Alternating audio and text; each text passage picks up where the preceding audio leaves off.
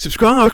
You know, when I was reading the books, not once did I imagine any of the characters sounding like, "Hey yo, Stilgar, what's up?" But I guess we have to accept it. Today we are here to talk about Dune Part 2, the sequel to the 2021 film. This is directed by Denis Villeneuve, who is one of the most accomplished artistic directors on the Hollywood scene right now. Within recent memory, he has consecutively put out films that demonstrate great craftsmanship as well as nuanced filmmaking. Every film I've seen of his has been at minimum great and at maximum masterful. My personal favourites are Prisoners, Arrival, and Blade Runner 2049. Those are immaculately made films. Blade Runner 2049 in particular I'd hail as a modern masterpiece. So him being at the helm for this new Dune adaptation is a brilliant thing. With all that being said, I want to get right into the review for this new Dune Part 2. It's a giant piece of shit. No, it's not really. Don't worry, I'm not being Mr. Miserable today. Ooh, you hate all films, are you? Never satisfied. I actually really enjoyed this latest picture. I'm going to talk about all of the objective things about this film first because, objectively speaking, I do not have any problems with it. So, and I should preface, I've read the book, by the way. I've read Dune and Dune Messiah. This is a wonderful and very faithful adaptation. Not only is it an epic science fiction spectacle, but it's also a partial art house film due to Denis Villeneuve's directing. He gives you all of the escapist blockbuster aspects, but he also presents them in very artistic and subtle ways. There are so many atmospheric shots of serene, quiet beauty, and I think this will be adored by both casual filmgoers as well as art house consumers. A good amount of this film's strengths are ones that carry over from the first film and how that was made. You have this inspired, lived-in set design, this palpable atmosphere throughout the whole film. The cinematography is near perfect, and the scale of things is so well demonstrated. Escapist media is in a state of complete oversaturation right now, to the point where the word escapism doesn't really mean anything. But this film, because it gets all of the critical details right, everything is so finely tuned, it truly does transport you to another world. It's not Black Panther. Even the sound design is refreshing because of how inventive it feels. There's all this unique in-universe equipment and technology that is accompanied by the most appropriate sounds. The score even I really liked. I know some people may find it a bit obvious and overt with all of the yelping and like, yeah, but I don't know, it just resonated with me. I've been humming it to myself ever since I saw the film, so it's got to count for something. And now to the crowning jewel of all the technical aspects, the special effects are utterly polished. Again, this was the case with the first film with the ornithopters and whatnot, but the vehicles, the make-believe things in this film look almost 100% real. It's not a case of, oh, I like the characters and everything, so I'll just let a few of these things slide. No, there were no moments where I was like, oh, that's a bit rough looking CGI. This should be the standard for blockbuster films, utterly convincing and awe-inspiring, but that's a whole other thing. And it's not that you're just admiring it on a technical level, you are feeling the emotions that the film is trying to elicit. Please fucking see this in the cinema. You may have heard some people compare it to Lord of the Rings, and this is why. It's because it provides the same level of immersion as that trilogy. And this sort of ties into the action scenes, which aren't really supposed to be the focal point of the film. You aren't supposed to look at the action scenes as these awe-inspiring, righteous moments as you would maybe in the Lord of the Rings, because the film is partially about the dangers of such retribution. But that being said, they are excellent, and honestly quite short-lived, which is appropriate given the themes that the film's going for. It's not this masturbatory amount of action where it's just sensory overload. It's, okay,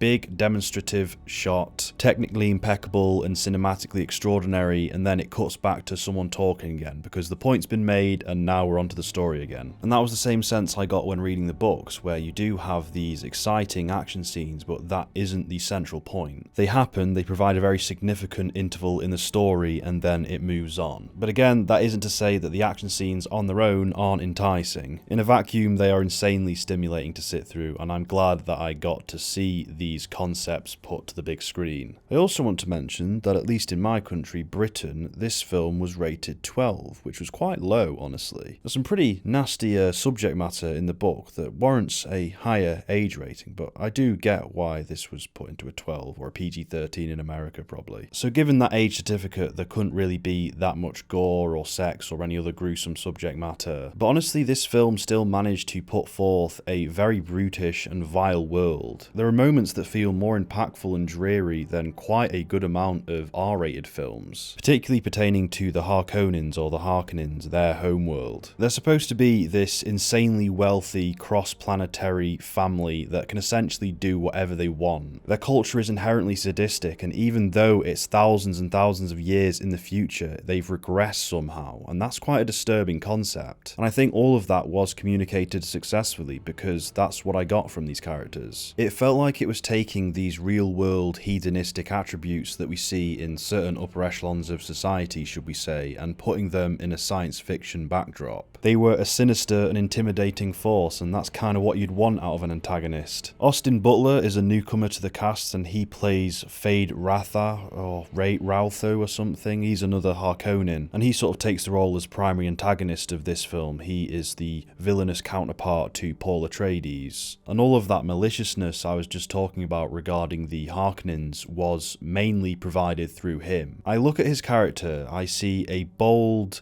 fearsome sadist, essentially, and I go, how the hell did they not make this character one note? Because in so many ways it feels like such a derivative concept, yet it felt like its own unique thing. And it's probably because it's drawing from a very rich book as well as a very rich universe. How do you make someone who's just like, I want to fucking kill everything? How do you make that like multi-dimensional? I don't get it. It's not like he has the same depth as Anton Chigurh or anything. He's more so just another piece of this huge story. But still, I'm just surprised that it wasn't this crass fucking, oh, I'm gonna bring an end to the Atreides. Instead of rolling my eyes and going, oh, bloody hell, another one of these types, I was actually, oh, I'm threatened by you. I'm like, well, not literally like, oh, please don't hurt me, because like, it's a film. It's not real. I get that. But I was like, oh, this guy, he's gonna cause some real trouble. Oh, he's not good news, baby. I have to commend the pacing as well. There are a lot of time jumps in this film, and that's all done smoothly. I was wondering how they were going to adapt the passages of time. And that also goes for Paul Atreides' gradual character change, a very important aspect from the books that they needed to get right. And happily, when I saw him go through all of these different changes, it was believable to me. You see a lot of his initial reluctance to becoming the messiah figure for the Fremen, and that was something I'm glad got a lot of screen time because it's such an interesting concept in the books. Someone having total awareness of this cataclysmic role they have to play in the universe, and knowing all of the consequences and essentially being able to see into the future and the thought processes that come from that. That's probably my favourite aspect of the Paul Atreides character from the books. And near the latter half of the film, where he did fulfill this domineering messiah role, it was quite powerful. Timothée Chalamet did a terrific job at portraying this gradual evolution of this character. You can witness his voice change throughout the film as he gradually becomes more assertive and commanding. And more on that, perhaps he becomes a bit rash and aggressive towards the end. Every main character undergoes an arc, but this is truly a profound change that is very captivating to sit through. And that right there is the heart of this film. You can have all of these amazing special effects, which I did like, but if you didn't have a central thematic point to any of it, I wouldn't have really praised this film as much. However, in spite of everything I just said, the moment where he did decide to be like, oh, fuck it, let's go to war, where he had the big change of heart, that felt a little too abrupt in my mind, and I wanted that to be as fleshed out as it was in the book. In the books. I understand why they did this, but they omitted something quite vital from the book, which was sort of the smoking gun for why this character has this huge transition near the end of the film. And without that moment, it isn't as believable. Because to become this vengeful dictator, this tyrant essentially, you needed that personal tragedy. Because it's a very memorable moment from the novel where you go, yeah, we're now set on this very narrow trajectory. And honestly, if I was Paul right now, I might have fucking made the same exact decision. This might not be an apt comparison, but imagine what it would do to Michael Corleone's character arc if they omitted the scene where Sonny gets shot up in The Godfather. Like, yeah, there were multiple things that led up to where he was then, but they just needed that extra little push near the end of the film to be like, yeah, this guy's going fucking AWOL. We might be veering into the more critical side of my review, but before that, one more positive. The sandworms are amazing. If you like sandworms, you'll fucking love this film. And being in the cinema with that amazing sound quality, I tell you, you do not want to miss out on this. I didn't feel fucking anything watching the new Avatar film, but I felt shit watching this. This prophecy is how they enslave us! So as promised, some criticisms. Okay, Jessica's character. This character was definitely one of the weakest links of this film for me. She is one of the most interesting characters from the book, arguably more intriguing than Paul Atreides himself. Because in a book you can get inside the mind of a character, you can see into all of their thoughts, you're always on board with them. It's much easier to relate to a character when reading a book than watching a film, I think at least. And maybe what we got in this film is the correct translation of that character from book to film. But I didn't find her to be that interesting. In fact, I felt she was a little one-note in her almost Machiavellian, villainous, we're going to deceive all of those people. The thing is, it's hard to argue all of that because that is what she is like. She is inherently manipulative because of the Bene Gesserit doctrine. But it never felt that simplistic in the books because she did all this to protect her daughter and son. Even though what she was doing wasn't necessarily good, I was always rooting for her, strangely. And in this, and maybe it's the more appropriate thing, you get the sense that she's kind of this, I am going to deceive all of you, and I wanted more from her character than this, you know. But before you get at me with the media literacy thing, oh, you're not media literate, I know that her character is manipulative and like deceitful and sort of nasty, but that's not the point. I like to get into the minds of people like that, people who do these things, because a lot of people are morally grey and they make like weird decisions, and it's interesting to find yourself relating to these people where you go, oh, well, if I was in that situation, I might have just made the exact same decision. It's like, oh crap, maybe I'm an evil cunt. No, that's not the point. We gave them something to hope for. That's not. Following on from the Jessica narrative arc, or whatever you want to call it, the Water of Life depiction.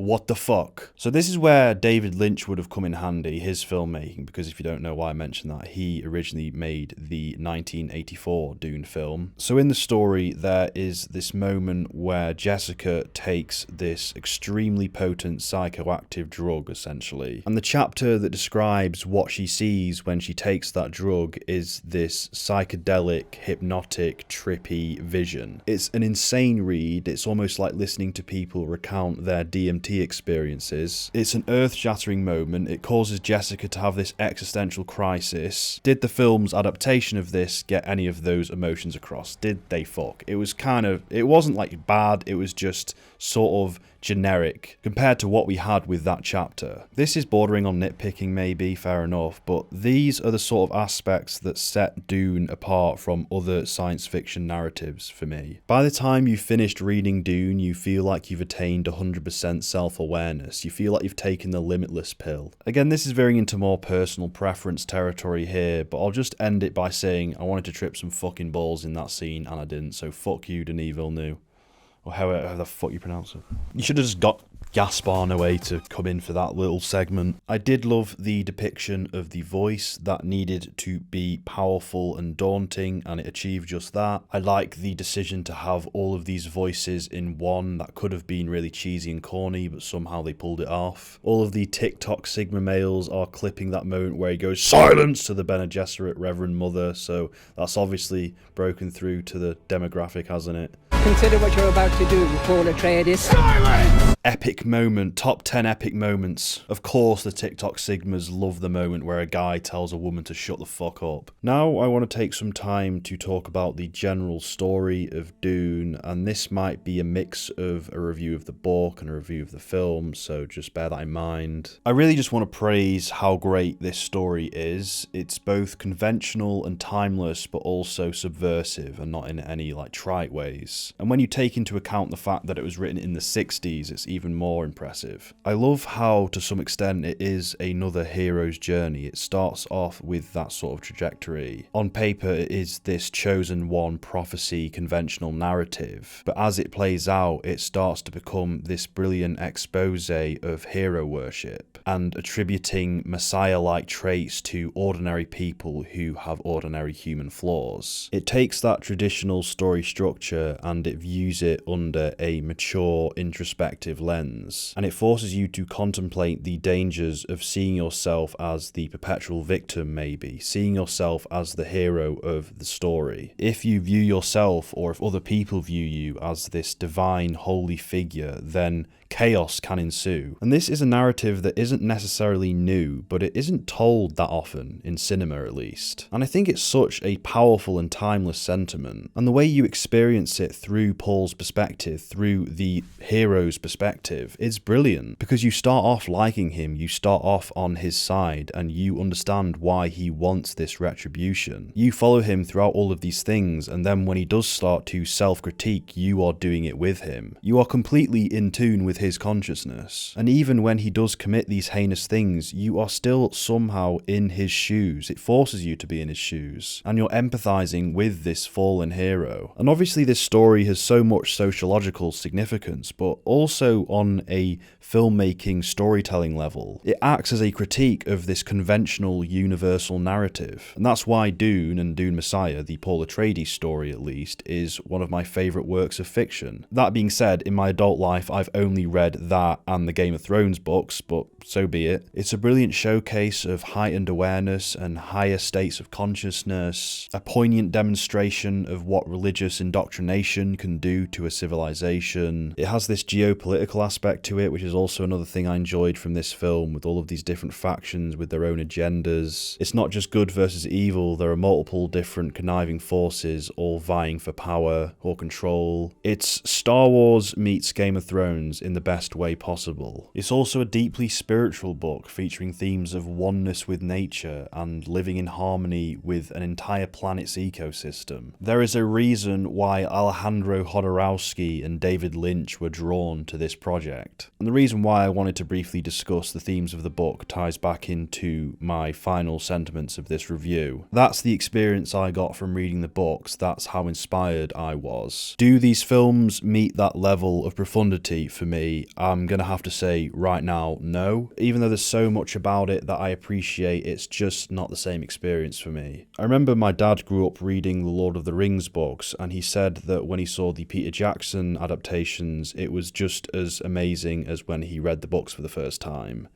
That isn't the case with me and these Dune films. I don't know if I hadn't read the books, if I'd like these films more or less, that's hard to tell. Because on one hand I'd be experiencing the story for the first time, but on the other I might not even have any inherent interest in these films without that aforementioned experience with the books. The big question for me is, do I relate to these characters? And yes, I do partially, but not greatly. And that's really what I needed to be able to love these films. There's nothing wrong with the performances, and I wouldn't even say that any of the characters are one note apart from maybe Jessica. I just don't think they are as fleshed out as they were in the books. I do not connect with them to the same extent. I am not totally on board with them in everything that they do, but maybe that is being a little over dramatic and asking a lot from the film. And honestly, I do not mind that being the case. It's similar to how The Last of Us TV show I wasn't interested in at all, not because it was bad or it wasn't well made, just because I've already experienced that story before. I don't need to see this story again, and it's not really doing anything for me, but that's a different case actually, because I didn't finish The Last of Us. I still did, for the most part, enjoy these Dune films, don't get me wrong, but there are features to the novel medium that are hard to adapt into a film, and those being the complex thought processes that characters undergo in the books. You can't as easily depict thoughts in films like that without it seeming cheesy with these inner monologues and narration. This may sound like I'm shitting over the film medium, but I also find that novels have a higher attention to detail. They can be as descriptive and as visceral as they want, so it's much easier to become engrossed into these worlds. But that's just me. You are not prepared for what is to come. Could these films one day become one of my favourite film series ever of all time? Maybe. I hope they do. I want to love them as much as I love the books, and hopefully my thoughts on them will change. But then again, I'm not going to force myself to love them, and regardless, it doesn't really matter because it's all just weird fantasy bullshit, and I'm supposed to be trying to live in the real world because I'm turning into an adult right now, so fucking hell, I can't be doing with all this Lord of the Rings, Star Wars bullshit. Get off the stage, you disgusting fat fuck. Get off the stage, you disgusting fat fuck. Get off the stage, you disgusting fat fuck. Get off the stage, you disgusting fat fuck. Get off the stage, you disgusting fat fuck. Get off the stage, you disgusting fat fuck. Get off the stage, you disgusting fat fuck. Get off the stage, you disgusting fat fuck. Get off the stage, you disgusting fat fuck.